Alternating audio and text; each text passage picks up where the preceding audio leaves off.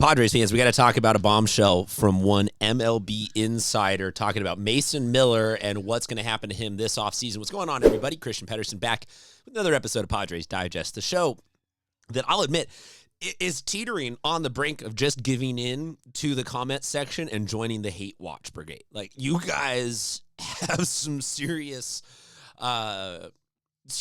passionate fire in you, and I love it, and I see it, and I agree with all of you that maybe there are some flaws in this team, but one sparkling bright thing that we have to talk about is Mason Miller. He's fantastic. He might be the best in the world at his job, which is throwing really, really hard. We're going to talk about him.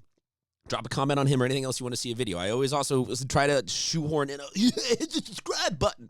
I just did it, but I'm not going to do that on this one. Let's talk about Mason Miller. There was an interesting article on Sports Illustrated, and the TLDR of it is that everything right now is clickbait, and there's not really like an oh my gosh, aha, but I think this was an interesting little tidbit out of it that I found juicy, where this guy was talking with a reporter from Sports Illustrated, and he was saying he'd really liked being on the meeting with the analytics guys because you were talking about somebody who does something better than everyone else, not amongst the best, not up there with the good ones, not saying, oh, you're just talking about a guy who does it better than everyone else.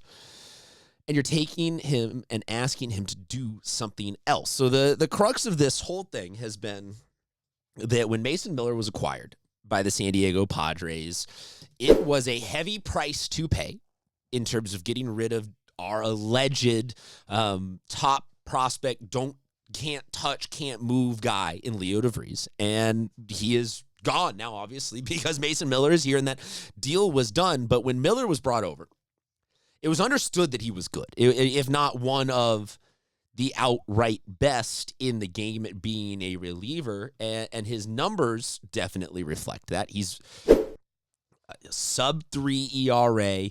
This is obviously a split season, so I give or take a little bit of that because I'm sure some of these situations he would have been used differently in with the Padres. But I think that all in all, what you got here is a pretty good sample size of this guy is elite. This guy, we saw him throw 104 miles an hour in the playoffs, and I get that adding Mason Miller did not get us over the hump, so all in all, this discussion is not necessarily for, this could be the missing piece, but I did a video yesterday, and that's why I always say subscribe so that you can go check out all of our videos without me having to rehash everything, but I did a video yesterday kind of laying out the groundwork for what the starting pitching free agency looks like this year, and Michael King, Dylan Cease, both potential free agents, or are going to go be free agents, could come back to the Padres, but probably in all of that, the Padres are less likely rather than more likely to bring them back. So in losing those, there was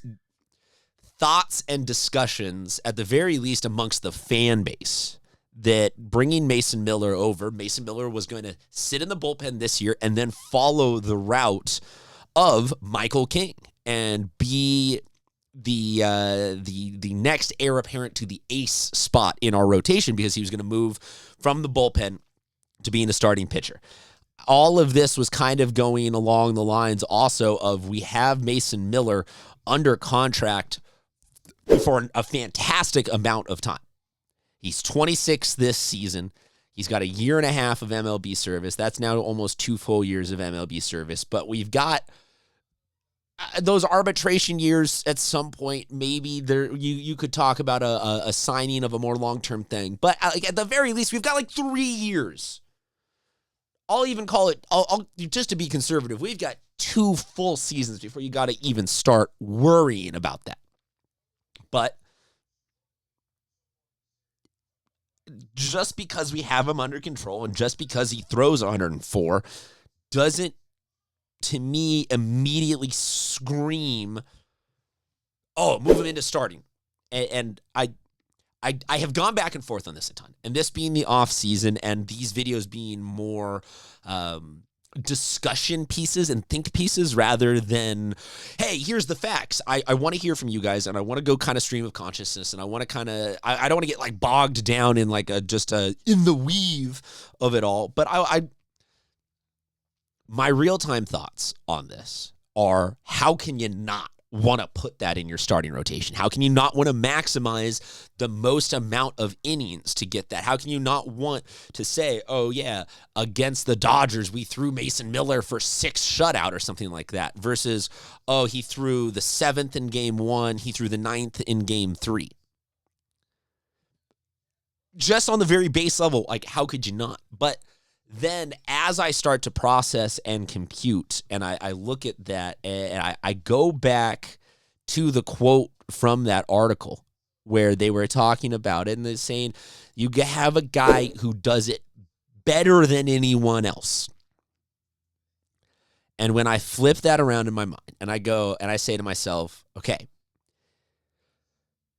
what are the downsides of moving him out?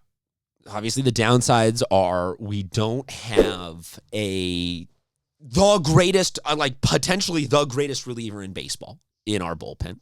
And the Padres still, even if Robert Suarez leaves, and if Jason Adam is gone because of his quad exploding in the middle of a game, the Padres at their core still have a pretty good bullpen. I think Adrian Morejon absolutely deserves a spot at closer. I think that you can move Estrada up, and I'm sure you guys want to get rid of Yuki, and it was okay on some of those lower ones, but at its core, the Padres bullpen is still going to be pretty good. Now, the bullpen jumps to elite, obviously, if you leave Mason Miller in the back end, and I think if the Padres, there's one avenue of this where the Padres let Suarez go.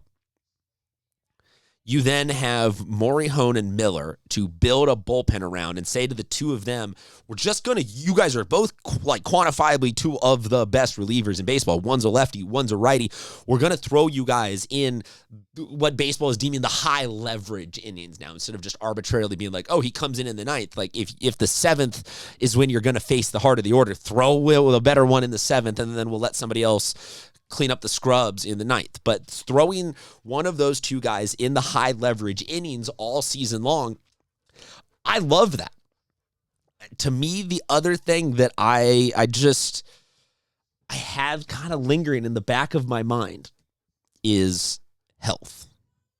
And I don't want, I knocking on the wood here because I'm not trying to put this into the universe, but Michael King did the transition from bullpen to starter. And Michael King looks fantastic as a starter when he's out there.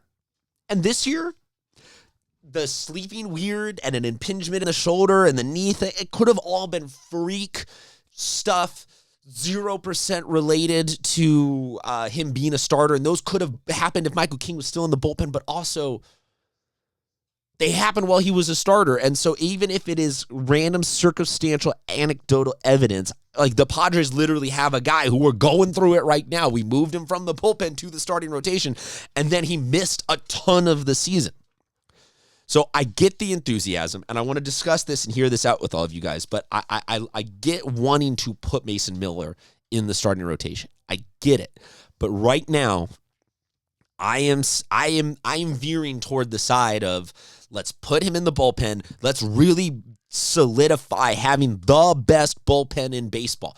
Don't know why I'm saying it like this, but I want to drive home that I think we can build the best bullpen again in baseball, if not a better bullpen than this year. And that might, in actually aggregate, given where our starting pitching looks like, mean Mason Miller is being seen plenty, if not more, as a reliever than as a starter. I somewhat joke, but I also don't joke because we could see it.